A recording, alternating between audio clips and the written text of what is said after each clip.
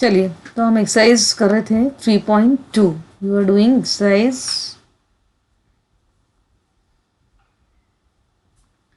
exercise 3.2, question number 3. Okay, now on comparing the ratios of a1 a2 b1 b2 and c1 c2, find out whether the following pair is linear equation are consistent or inconsistent. हमको find करना है कि जो ये pair दिया हुआ है ये कंसिस्टेंट है और इनकंसिस्टेंट है। किसको? ये जो लीनियर पेयर गिवन है हमको डिसाइड करना है वेदर इट इज कंसिस्टेंट और नॉट कंसिस्टेंट। अब कंसिस्टेंट के लिए क्या कंडीशंस हैं आप देखिए ज़रा, अभी आपने टेस्ट के लिए पढ़ा भी होगा। कंसिस्टेंट के लिए क्या कंडीशन है? कंसिस्टेंट के लिए जो कंडीशन है वो है a1 upon a2 not equal to b1 upon b2, यही कंडीशन है। और इसके साथ कंसिस्टेंट डिपेंडेंट के लिए क्या कंडीशन है? Consistent dependent is equal to a1 upon a2 equal to b1 upon b2 is equal to c1 upon c2। और कंसिस्टेंट इनकंसिस्टेंट के लिए क्या कंडीशन है? हम पढ़ चुके हैं पहले ही। इनकंसिस्टेंट है यदि pair of linear equation, then a1 upon a2 is equal to b1 upon b2 not equal to c1 upon c2. So by comparing the coefficients of x and y, we will decide whether this is consistent or not consistent. Let us take the first example. First example हम लेते हैं, first question हम लेते हैं। चलिए, क्या है ये हमारा 3x plus 2y minus 5 is equal to 0। हम इसको स्टैंडर्ड फॉर्म में कन्वर्ट कर लेते हैं। और 2x minus 3y minus 7 is equal to 0. These are the two equations and we have to decide whether this equation, whether the pair is consistent or not consistent.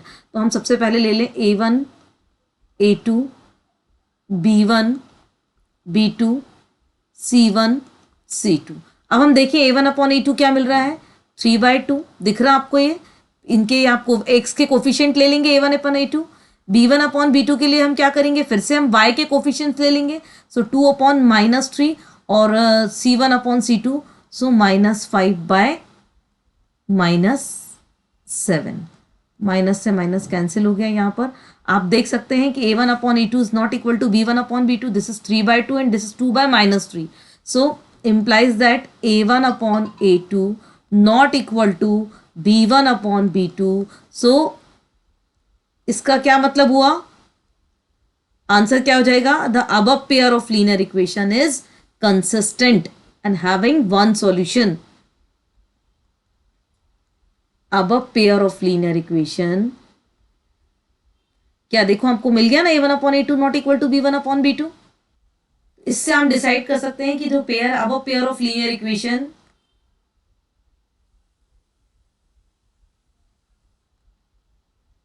Is consistent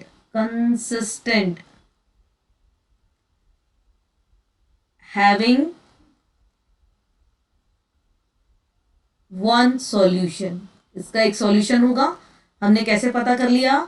सबसे पहले हमने equation लिया। देखिए equation लिया, equation को हमने इसके standard form में कन्वर्ट कर दिया।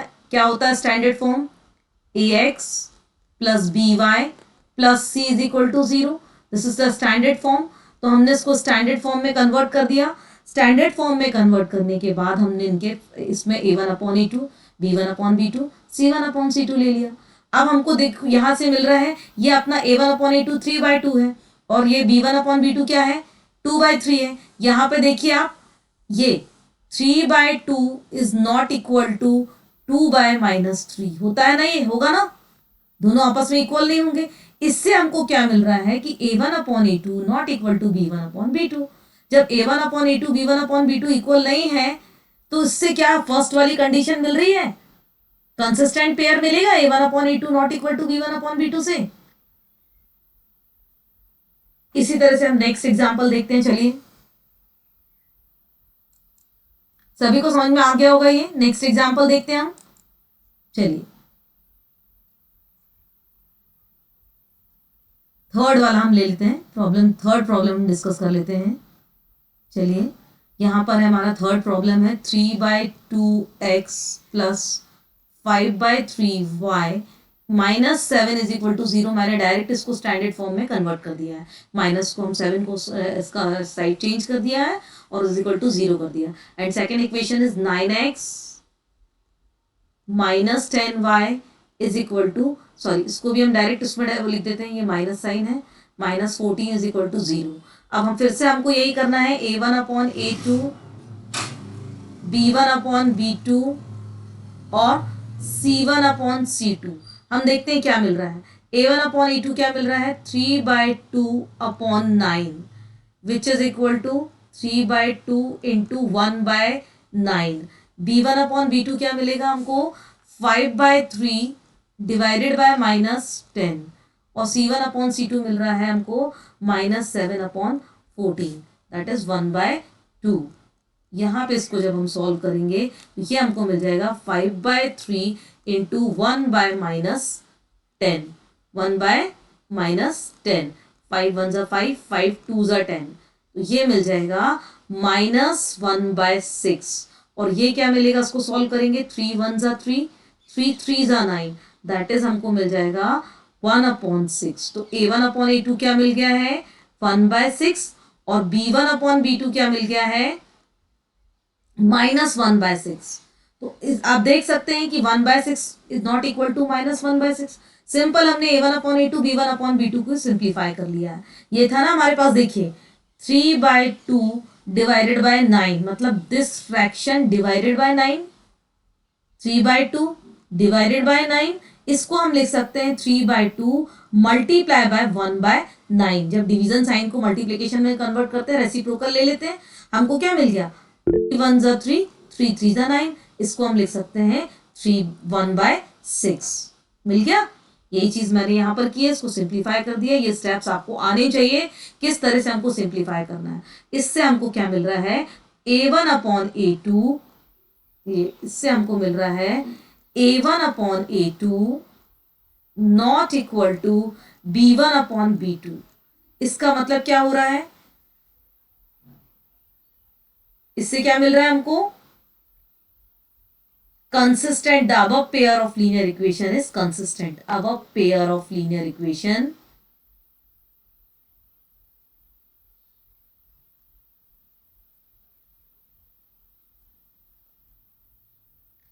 is consistent, consistent। देखिए सिंपल, हमने कुछ भी नहीं किया है, इसको आपकी जो इक्वेशंस हैं इनको हमने स्टैंडर्ड फॉर्म में लिखा है। इसके बाद हमने a1/a2 b1/b2 c1/c2 ले लिया, क्योंकि इस कंडीशन a1/a2 b1/b2 c1/c2 को कंपेयर करने के बाद ही हम डिसाइड करेंगे कि ये बराबर है नहीं बराबर है, क्या कंडीशन फॉलो हो रही। जब हमने a1/a2 निकाला, ये हमको मिल रहा है 1/6 और b1/b2 मिल रहा है -1/6, तो 1/6 इज नॉट इक्वल टू -1/6। सभी को मालूम है ना कि 1/6 और -1/6 आपस में इक्वल नहीं हो सकते।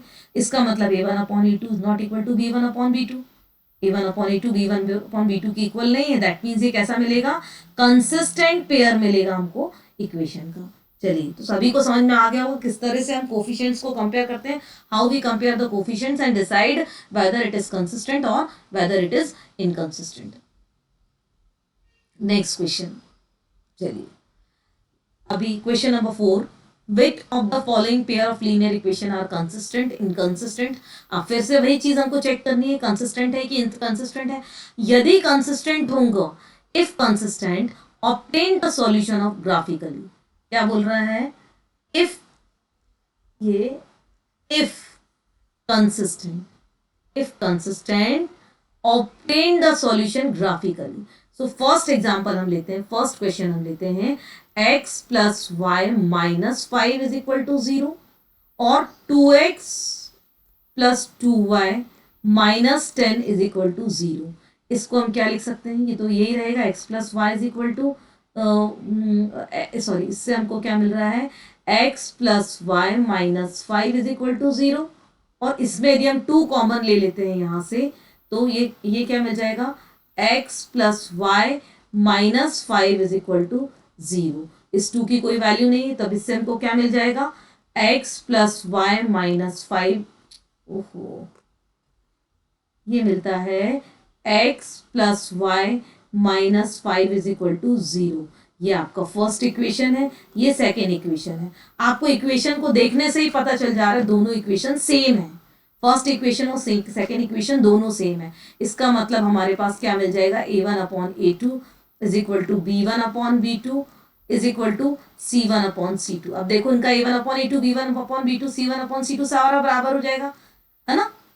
यहाँ पे भी ये 1 बाय 1 मिलेगा और ये मिलेगा -5 अपॉन -5, माइनस से माइनस कैंसिल हो जाएगा। देख लीजिए सब 1 बाय 1 1 बाय 1 और ये भी 1 बाय 1 मिल जाएगा। इसका मतलब है a1 upon a2 is equal to b1 upon b2 is equal to c1 upon c2। That means ये कैसा इक्वेशन होगा, ये कंसिस्टेंट होगा, कंसिस्टेंट डिपेंडेंट होगा। कैसा होगा, कंसिस्टेंट डिपेंडेंट होगा। और आप अब ये इसके लिए यदि मान लीजिए इसका कैसा ग्राफ कैसा मिलेगा आपको, एक सिंगल लाइन मिलेगी। आप देखिएगा ये जब इसका ग्राफ आप ड्रॉ करोगे तो आपको इसकी एक सिंगल लाइन मिलेगी जो दोनों इक्वेशंस को इंडिकेट करती होगी। कंसिस्ट डिपेंडेंट होगा, दैट मीन्स कोइंसिडेंट ग्राफ मिलेंगे आपको। इसका ग्राफिकल रिप्रेजेंटेशन कैसा मिलेगा, दोनों इक्वेशंस को एक ही लाइन के द्वारा रिप्रेजेंट होंगे। दोनों इक्वेशंस के लिए आपको एक सिंगल लाइन मिल जाएगी। That means the above pair of equation has infinite many solution. The above pair of equation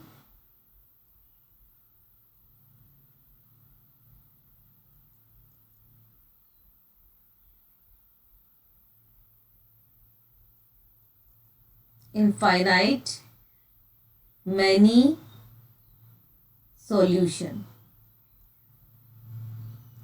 समझ में आ गया होगा सभी को कि देखिए आपने क्या किया, सिंपली इनको a1 upon a2 b1 upon b2 c1 upon c2। सबसे पहले तो हमको यहाँ देखने से पता चल रहा है कि दोनों सॉल्यूशन का इक्वेशन दोनों इक्वेशन सेम है।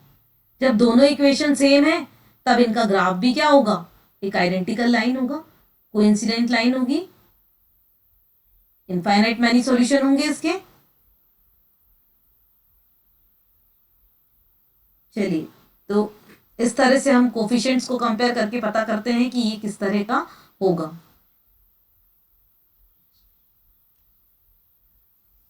सेकेंड्स का देखते हैं, उसका ग्राफ भी हम ड्रॉ कर लेंगे। सेकेंड वाला देखते हैं क्या है हमारे पास। सेकेंड वाला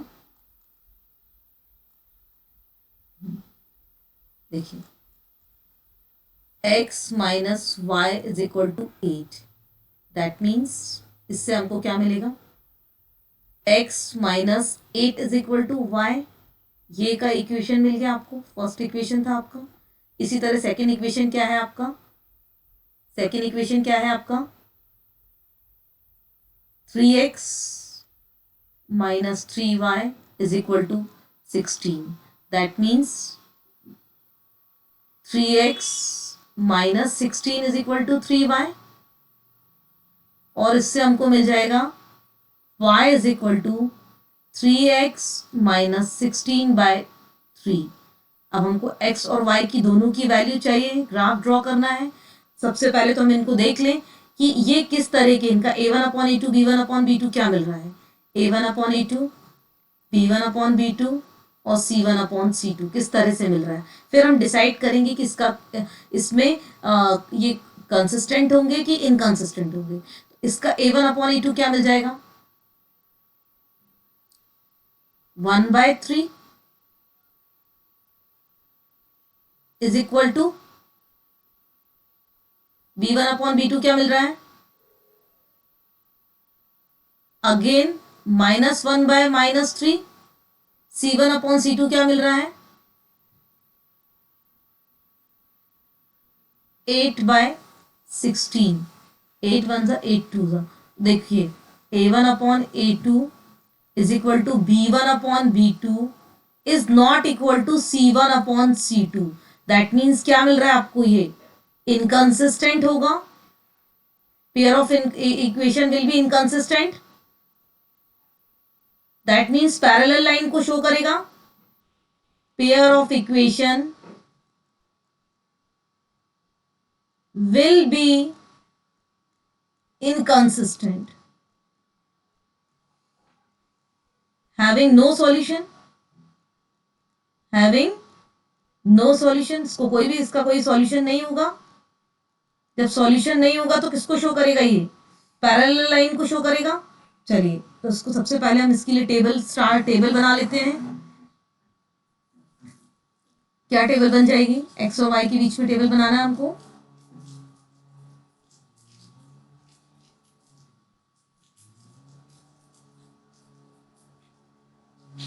ये x है और ये हो जाएगा y is equal to x minus 8.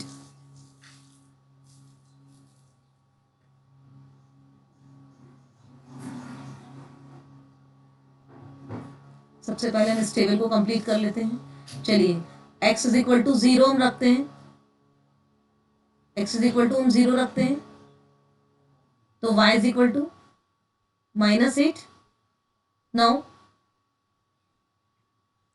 x is equal to, अब y इज इक्वल टू 0 रखते हैं. y इज इक्वल टू 0 रखते हैं, तो x इज इक्वल टू 8. ये 2 पॉइंट्स तो आपको मिल ही गए हैं. इसके अलावा भी आप पॉइंट्स ले सकते हैं. x इज इक्वल टू 16 रख दीजिए, y is equal to 8, x is equal to 20 रख दीजिए, y is equal to x is equal to 20 रखेंगे तो क्या मिलेगा आपको? देखिए, सबसे पहले आपने रखा x इज इक्वल टू 0, है ना. x इज इक्वल टू 0 रखा सबसे पहले आपने, तो y इज इक्वल टू कितना मिल जाएगा? x इज इक्वल टू 0 रखेंगे तो y इज इक्वल टू कितना मिलेगा? 0 माइनस 8, दैट इज -8. यही मिल रहा है हमको. फिर x इज इक्वल टू 8 रखिए, तो y इज इक्वल टू कितना मिलेगा? 8 minus 8 which is also equal to 0. अब यहाँ पे रखिए x इज इक्वल टू 16 रख देंगे. x इज इक्वल टू 16 जब रखेंगे तो y इज इक्वल टू कितना मिलेगा? 16 minus 8 which is equal to 8. ये मिल रहा है हमको. अब आप इसके बाद रखिए x इज इक्वल टू 20 रखिए, तो y इज इक्वल टू क्या मिलेगा? 20 माइनस 8 दैट इज 12. तो ये एक टेबल हमको ये मिल गई है और दूसरी टेबल अब हम बना लेते हैं इसकी. देखिए, x की डिफरेंट वैल्यूज आप पुट कर रहे थे तो y की डिफरेंट वैल्यूज मिल रही थी. यहाँ पे हमको y इज इक्वल टू कितना मिल जाएगा? x इज इक्वल टू 0 रखा आपने, y इज इक्वल टू -8, ये मिल गई थी एक वैल्यू. फिर x is equal to 8, y is equal to 0 मिल गया. ये देखिए, y इज इक्वल टू 0 मिल गया. x इज इक्वल टू 16 रखा, y इज इक्वल टू 8 मिल गया. x इज इक्वल टू 20 रखा, y इज इक्वल टू 12 मिल गया. तो x की डिफरेंट वैल्यूज के लिए y की वैल्यूज मिल गई. इसी तरह से हम दूसरी टेबल अपनी प्रिपेयर कर लेते हैं.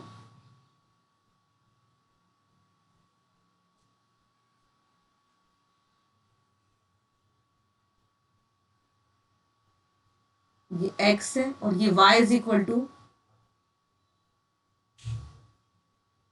3x माइनस 16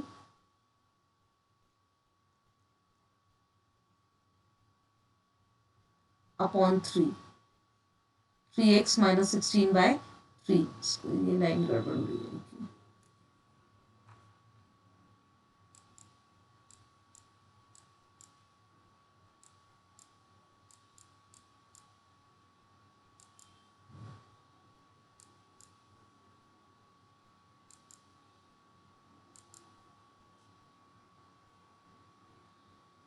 यहां तक सबको समझ में आ गया होगा.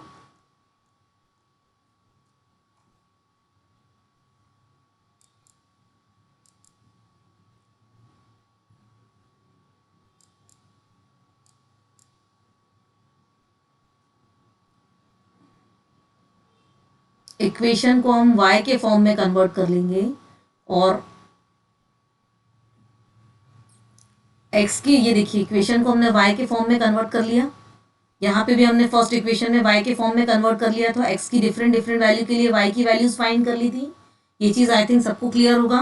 अब हम दूसरे वाले इक्वेशन के लिए सेम टेबल प्रिपेयर करते हैं। तो अब हम देखिए x की वैल्यूज पुट करते हैं, x is equal to 0।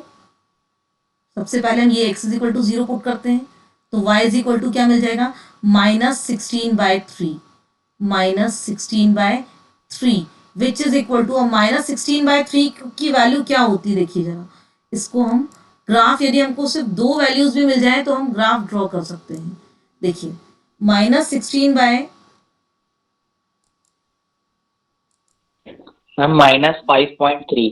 Yes 5.333, यहाँ देखो आ गया पेन, ये देखिए ये मिलेगा -5.33, इसको आप लिख सकते हो 5.4। इसी तरह से आप y0 रख दो, y0 रख दो तो x इज इक्वल टू 16/3 मिल जाएगा। और 16/3 को आप देखेंगे, देखिए आप पहले बार मैंने क्या बताया, x इज इक्वल टू 0 रख रहे हो, तो यहाँ पे y इज इक्वल टू क्या आ जाएगा, 3 × 0/6 -16/3 विच इज इक्वल टू -16/3। और -16/3 की वैल्यू होती है -5.33, जिसको आप बोल सकते हो -5.4। x की वैल्यू, y की वैल्यू क्या मिल गई, -5.4 मिल गई, ये मिल गई -5.4। यहाँ पे x की वैल्यू -5.4 ले लीजिए आप।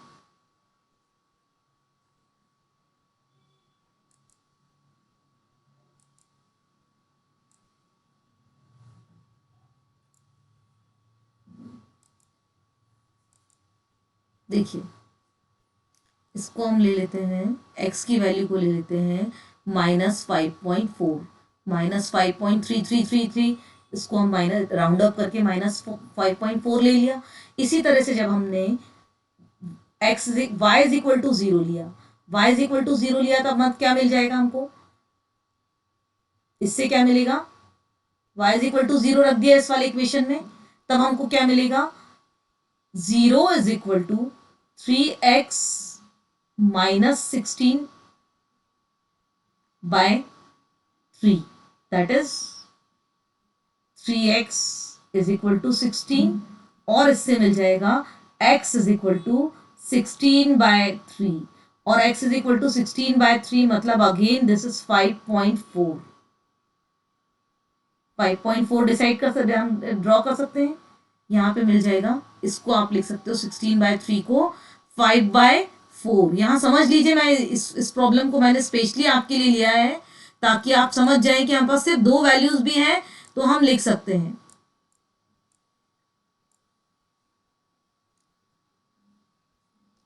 दो वैल्यूज भी हैं हमारे पास तो हम ग्राफ ड्रॉ कर सकते हैं।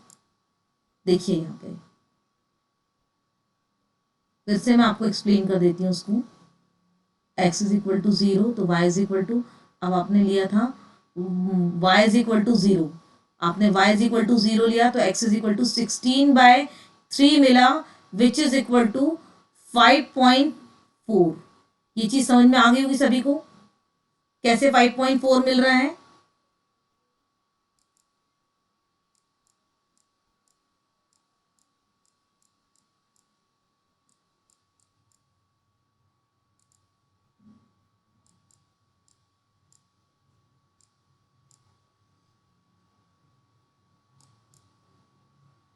देखिए समझ में आ गया सबको, पहली वाली टेबल में हमने पहले एक बार x इज इक्वल टू 0 रखा तो y इज इक्वल टू -5.4 मिला, फिर हमने y इज इक्वल टू 0 रखा तो x इज इक्वल टू 5.4 मिला।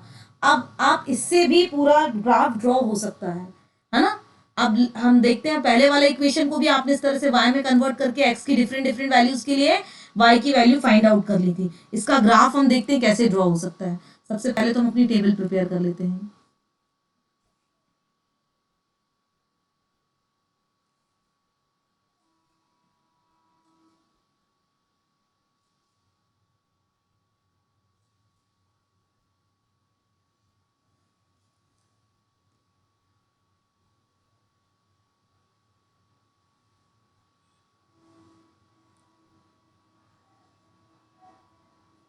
x और y के लिए पहला वाला इक्वेशन क्या था, उस पहले फर्स्ट इक्वेशन के लिए हमने कर लिया। फर्स्ट इक्वेशन हमारा क्या है, x - y = 8। क्या हो जाएगा, ये कौन सा इक्वेशन हो गया, ये हो गया x minus y is equal to 8 के लिए हो गया। अलग अलग वैल्यूज के लिए हमको अलग अलग वैल्यूज मिल रही हैं, तो उसको हम देख लें कौन कौन सी वैल्यूज हमारे पास है। 0 माइनस 8 8 0 0 0 माइनस 8 8 0 16 8 8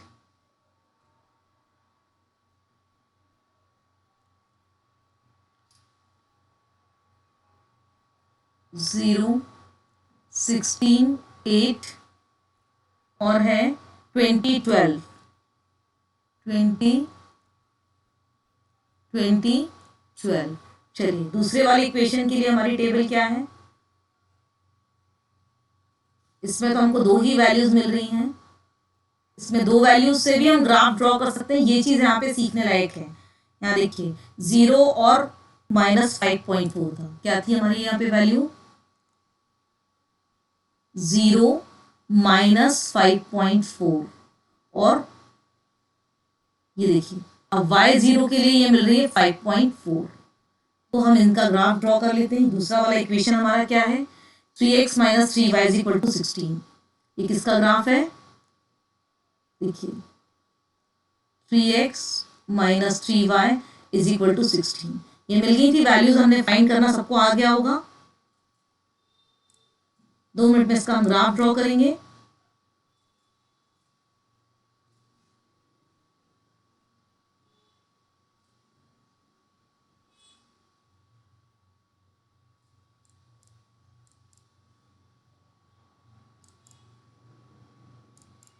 चलिए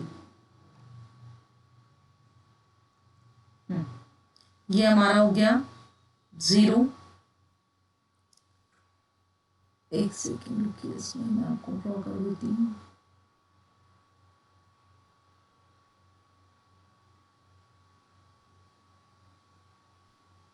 हाथ से आप स्केल से ड्रॉ करेंगे नीटली ड्रॉ होगा।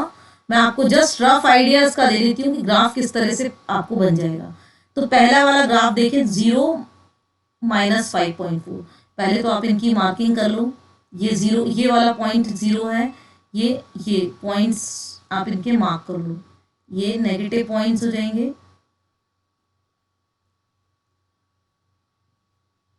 देखिए ये -1 को शो करेगा, -2 -3 -4 -5 -6 -7 -8 -9। स्केलिंग आप कर सकते हैं, कोई बहुत बड़ी चीज़ नहीं है स्केलिंग करना। ये 1 2 3 4 5 6 7 8 इधर यहाँ पे हो जाएगा। ये पॉइंट्स आप काउंटिंग कर सकते हैं, ज़रूरी नहीं कि मैं लिखूँ उसको और कंजस्टेड हो रहा है ना। तो आप स्केलिंग तो आपको मालूम है किस तरह से करना है। ये आपको ग्राफ ड्रॉ करते सभी को बनता होगा, मुझे लगता है आपने क्लास 9th में भी सीख चुके हैं। तो मैं स्केलिंग ज़रूरी नहीं कि लिखूँ, कंजस्टेड हो जाता स्केल लिखने से। पहला हम लेते हैं 0 माइनस 8। तो 0 माइनस 8 वाला पॉइंट कहाँ मिल रहा है, ये पॉइंट होगा, देख लीजिए आप। 0 माइनस 8 मिल गया। फिर 8 0 कौन सा पॉइंट होगा, ये पॉइंट होगा। उसके बाद 16 और 8,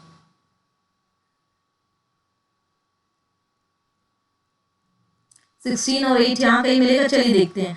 इस पॉइंट से हम दो पॉइंट्स की हेल्प से भी अपना ग्राफ ड्रॉ कर सकते हैं। ये चीज आप सीख लीजिए, इस चीज को देखिए।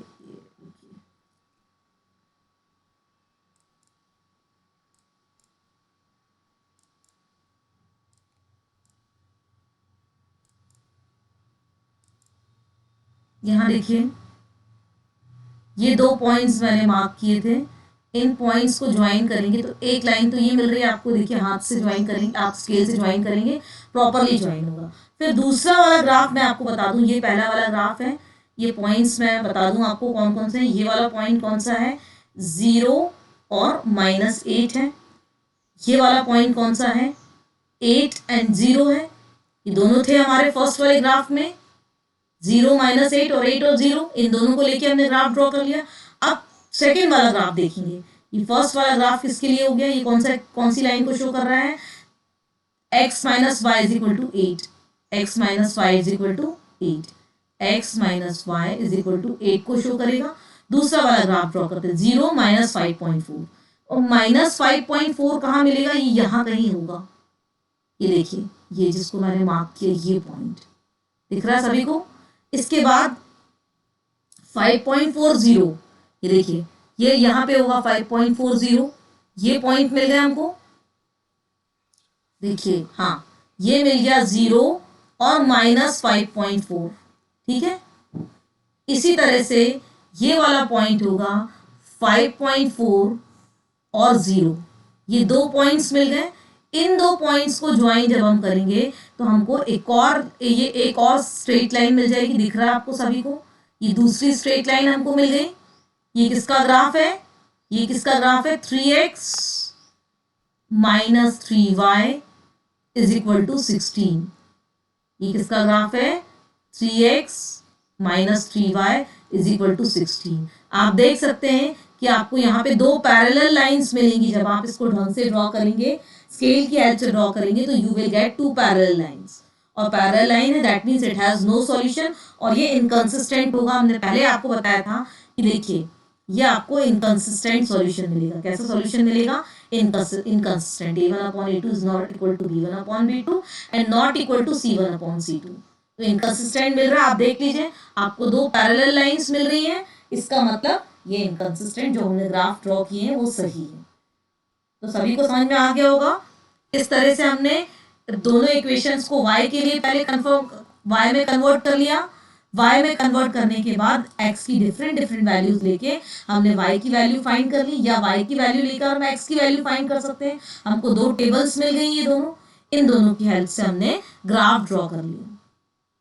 तो इस तरह से आप इसको सॉल्व कर लेंगे। पहले इसके कोफिशिएंट्स को कंपेयर करेंगे, कोफिशिएंट्स कंपेयर करने के बाद आप डिसाइड करेंगे कि ये कंसिस्टेंट है या इनकंसिस्टेंट है। अब यदि इनकंसिस्टेंट है तो हमको उसका ग्राफ पैरेलल मिलना चाहिए, और चूंकि इनकंसिस्टेंट वाली कंडीशन यहाँ फुलफिल हो रही है तो ग्राफ पैरेलल मिल रहा है, मतलब हमने सही ड्रॉ किया है। चलिए, फिफ्थ क्वेश्चन। हाँ, कोई दिक्कत नहीं। यस,